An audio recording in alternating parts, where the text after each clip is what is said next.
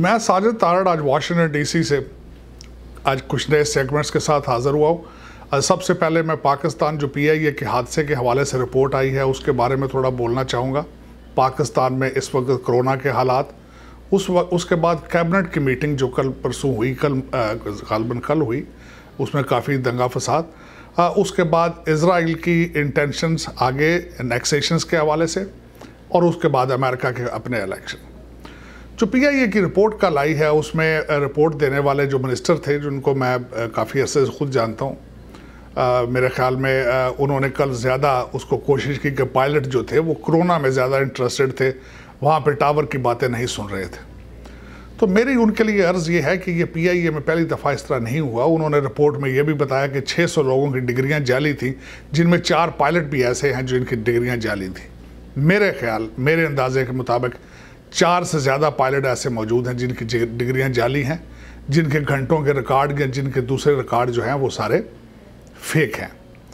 अब मैं यहाँ पे ये बताना चाहूँगा कि पाकिस्तान में PIA के साथ हादसा क्या है। पाकिस्तान में सिर्फ 32 जहाज़ हैं, 1700 एम्प्लॉई पर जहाज़ पर प्लेन के हिसाब से वहाँ पे मुलाजम हैं।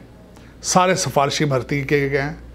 पायलट जो हैं वो रिश्तेदार हैं सियासतदानों के या और ताकतवर लोगों के।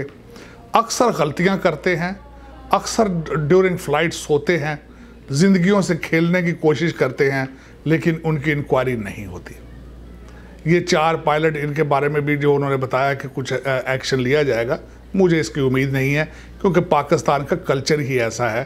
कालें आ जाएंगी मलिक साहब की और चौधरी साहब की और कुछ भी नहीं होगा। लेकिन सोचना चाहिए, या चलानी है PIA तो ठीक तरीके से चलाओ, नहीं तो इसको बंद कर दो या इसको बेच दो किसी न्यूट्रल तरीके से। अब मैं उसके बाद दूसरी बात करूंगा PIA एक तो सबसे पहले यहाँ पे ये बताना चाहूँगा, इन्होंने अपने रूट सारे बेचे। इन्होंने अपने सारे मिडल ईस्ट की स्टेटों को, उनकी एयरलाइंस को अकोमोडेट करते हैं पैसे लेकर, और सब तंगा फसाद है। और लेकिन इसमें सफाई हो सकती है। मेरे ख्याल में दुनिया में कोई भी ऐसा मसला मसाइल नहीं है जिसका हल मौजूद ना हो, लेकिन इसमें आपकी विल होनी चाहिए कि आप इसको हल करना चाहते हैं। PIA एक नासूर बन चुका है, रेलवे आपके कंट्रोल से बाहर है, और स्टील मिल्स और कई ऐसे, कोई भी पाकिस्तान में मुनाफा बख्श कारोबार जो है वो गवर्नमेंट नहीं कर पा रही। इनको सीखना चाहिए। आर्मी के बड़े बड़े इंस्टीट्यूशन हैं, उनसे सीखना चाहिए, प्रॉफिट में जा रहे हैं। कई ऐसी और मिसालें मौजूद हैं जो कि अच्छे तरीके से चल रही हैं। लेकिन PIA काबिल अफसोस कि ना उनके एयरलाइन के कोई रूल्स हैं, ना उनके कुछ स्टैंडर्ड्स हैं, ना पायलट्स गौर से देखे जा रहे हैं। सिफारिशी भर्ती किए जा रहे हैं, लेकिन पायलट्स गौर से देखना चाहिए कि इनको सिफारिशी नहीं होना चाहिए। उसके बाद मैं एक छोटी सी डिस्कशन करना चाहूँगा कि कल जो कैबिनेट में अफरा तफरी हुई, पूरी कैबिनेट खान साहब के कंट्रोल से बाहर थी।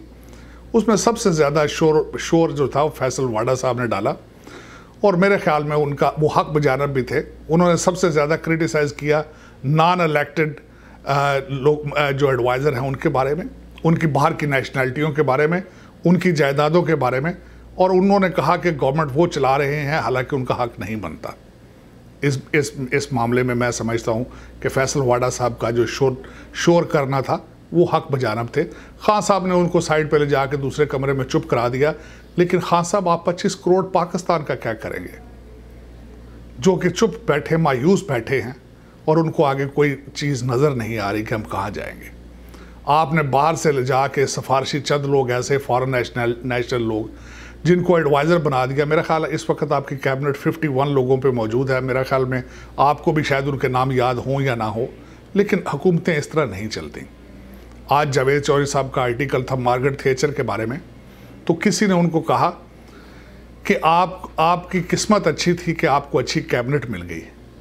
कैबिनेट मिलती नहीं है, ढूंढी जाती है, लोग ढूंढे जाते हैं। लीडरशिप की सबसे पहली क्वालिटी ये होती है टीम वर्क, टीम तैयार करना। खान साहब अफसोस के साथ मैं कहूँगा, आपकी टीम आपका साथ नहीं दे रही, आपकी टीम आपके सामने डाके डाल रही है, लेकिन आप चुप बैठे हैं। मैं समझता हूँ कि लीडर जो होते हैं वो चीज़ों को फेस करते हैं, एक्सेप्ट करते हैं, अपनी गलतियों को एडमिट करते हैं। और मैं ये सबसे पहले बताता हूँ, मैं अमेरिका में एक छोटी सी ऑर्गेनाइजेशन चलाता हूँ मेरी ऑर्गेनाइजेशन का एक की प्रिंसिपल है, एक्सेप्टेंस, उसके बाद करेक्शन। अपनी गलती को एक्सेप्ट करेंगे तो तब करेक्शन शुरू होती है, एडमिशन बिफोर करेक्शन। तो प्लीज़ इसको एडमिट करें। 2 साल हो गए हैं, अगर नहीं हो सका तो कोई नहीं, अगले 3 सालों को बेहतर करने की कोशिश करें। कहीं ये ना हो कि अल्लाह ना करे कोई इस तरह का हो।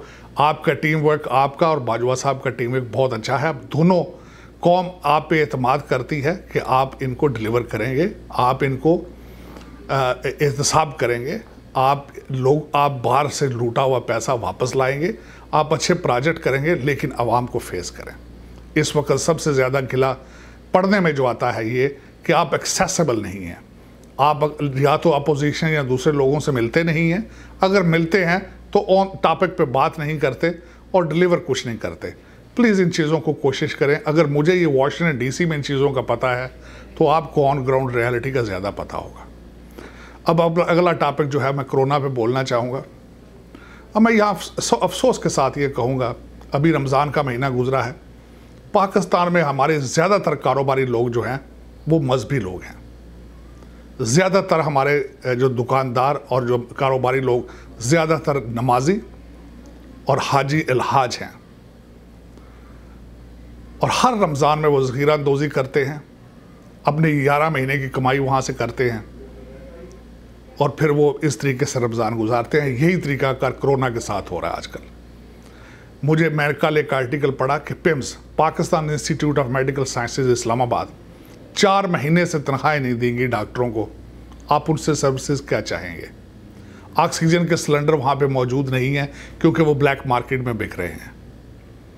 प्लाज्मा का स्कैंडल हो रहा है लोगों के साथ, और मैंने खुद के कल ये आर्टिकल पढ़ा, 3 लाख से लेकर 8 लाख रुपए तक के प्लाज्मा थेरेपी के वो इंजेक्शन बिक रहे हैं।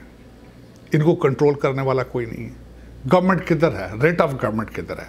रेट ऑफ गवर्नमेंट से मुझे याद आया, खान साहब ने अपने एडवाइज़र जो थे उनको कहा कि बाबर साहब को, और अपने दूसरे एडवाइज़र जो थे उनके हरीपुर से जो हैं, उनको कहा था कि आप 48 घंटे के अंदर अंदर पेट्रोल के क्राइसिस को ख़त्म करें। आज 16वां दिन है, पेट्रोल अभी तक नहीं मिल रहा पाकिस्तान में। तो रेट ऑफ गवर्नमेंट किधर है? गवर्नमेंट किधर है? अगर इसको गवर्नमेंट कहते हैं तो मैं इसको फिर बनाना रिपब्लिक ही कहूँगा। Pakistan Islamic Republic of Pakistan इसको नहीं कहा जा सकता। अब आगे मैं थोड़ी सी बताना चाहूँगा कि आपकी स्टेट ऑफ पॉलिटिक्स या पॉलिटिशियन क्या है। अगले दिन एक बड़ी मजाक खेज़ बात, जरताज गुल ने जो प्राइम मिनिस्टर साहब की एडवाइज़र है, उन्होंने कहा कि कोरोना के 19 किनारे होते हैं और वो 19 किनारे उनके अपने अपने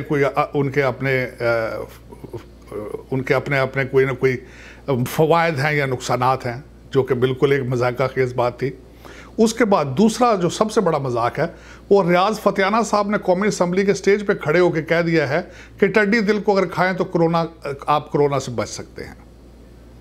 अगर हमारे लीडरों का, हमारे लेजिस्लेटर्स के हालात ये हैं तो दूसरी कौम किधर जाएगी?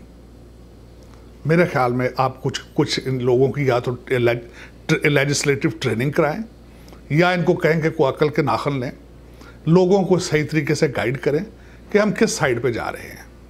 अब मैं आखिर में कुछ चीज़ें बताना चाहूँगा कि अमेरिका में इस वक्त क्या हो रहा है।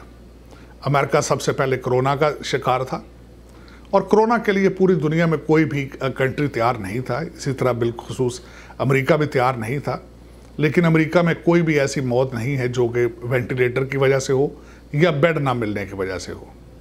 पाकिस्तान में इस वक्त तादाद काफ़ी बढ़ चुकी है, लेकिन ये तादाद अभी मिलियंस में जाएगी।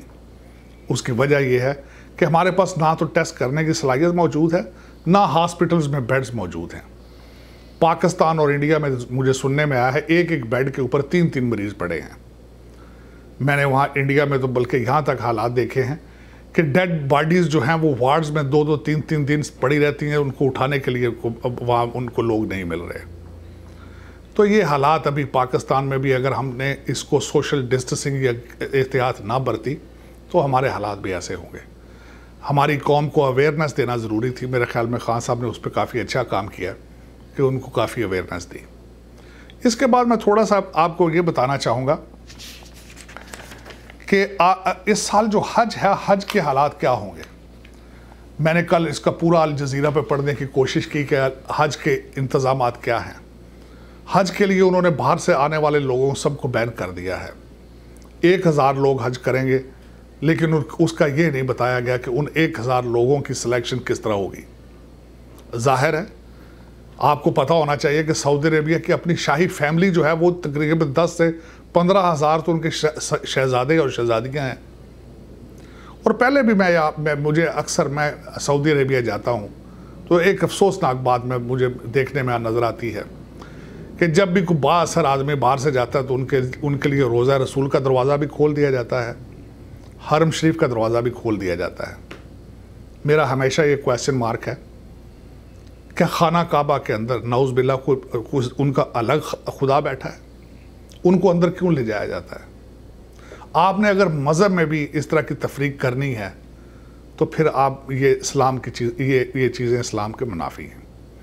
इस्लाम सऊदी अरेबिया गवर्नमेंट अभी तक ये नहीं बता सकी कि वो 1000 लोगों की सिलेक्शन किस तरह करेंगे। बाहर से लोगों को आने के लिए उन्होंने बैन कर दिया है। मैं यहाँ पे ये भी बताना चाहूँगा कि इससे पहले ही उन्होंने इंडोनेशिया, मलेशिया और कुछ और ममालिक के लोगों को आने के लिए उन पर बैन लगा रखा था। आखिरी बात मैं करना चाहूँगा इज़राइल की एनेक्सेशन। जॉर्डन वैली में इज़राइल जो है वो अपनी और ज़्यादा तामीरात शुरू करना चाहता है, वहाँ पे और मज़ीद घर बनाना चाहता है। ये एक इस वक्त इंटरनेशनल एक बहुत बड़ा मुतनाज़ा एक चीज़ सामने आ रही है, लेकिन यहाँ पे मैं ये बताऊँगा कि इसका कुछ भी नहीं होगा। वजह, आप इस्लामिक कंट्रीज़ का सबसे बड़ा जो इशू है वो आपकी लीडरशिप है। आपकी लीडरशिप इतनी कमज़ोर है कि जिसकी हद नहीं है। जॉर्डन बिल्कुल साथ इज़राइल के साथ लगता है, फ़लस्तीन के साथ लगता है। वहाँ का इस वक्त जो किंग है, किंग ऑफ जॉर्डन, वो पूरा जॉर्डेनियन नहीं है, उसकी माँ ब्रिटिश है। तो आप खुद ही अंदाज़ा लगा लें कि वो उस अपने लैंड के लिए कितना लड़ेंगे। दूसरी बात, मैं आज जब आज के प्रोग्राम के बारे में तैयारी कर रहा था तो उस वक्त मैंने देखा कि मोहम्मद मुस्तफ़ा साहब हैं, हमास के मिनिस्ट्री ऑफ इकॉनमी के नेशनल मिनिस्टर थे, उनका नाम भी पनामा लीग में है। आपके दुश्मन आपको कैलकुलेट कर चुके हैं, चाहे आप कहाँ भी हों। मसला कश्मीर का हो, मसला सीरिया का हो, मसला अफ़गानिस्तान का हो, मसला बलूचिस्तान का हो, आपका दुश्मन आपको कैलकुलेट कर चुका है कि आपका खाना काबा लंदन, दुबई, न्यूयॉर्क या ऑस्ट्रेलिया है। आप लूटते हैं और वहाँ चले जाते हैं। उन्हें पता है कि आप वहाँ आपकी फीलिंग्स आपके ममालिक के लिए नहीं है। आपकी करप्शन आपके बोन मैरो में जा चुकी है। मैंने पिछली दफ़ा भी एक दो दफ़ा कोशिश की कि खास साहब को एक चीज़ उनके कानों से निकालने की कोशिश करूं।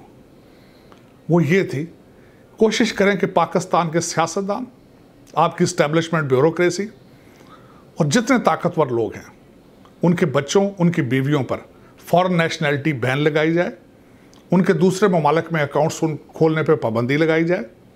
और दूसरा तरीका, अगर पाकिस्तान में आपको कोई मशवरा दे तो उसके पीछे पड़ जाते हैं। आपको पता है कि चाइना मॉडल आप सीखने की कोशिश करते हैं, लेकिन चाइना करप्शन के साथ किस तरह डील करता है। आपको पता है सऊदी अरेबिया ने पैसे रिकवरी किस तरह की थी। आपको चीज़ें पता है, लेकिन आप करना नहीं चाहते, आपके पास विल मौजूद नहीं है।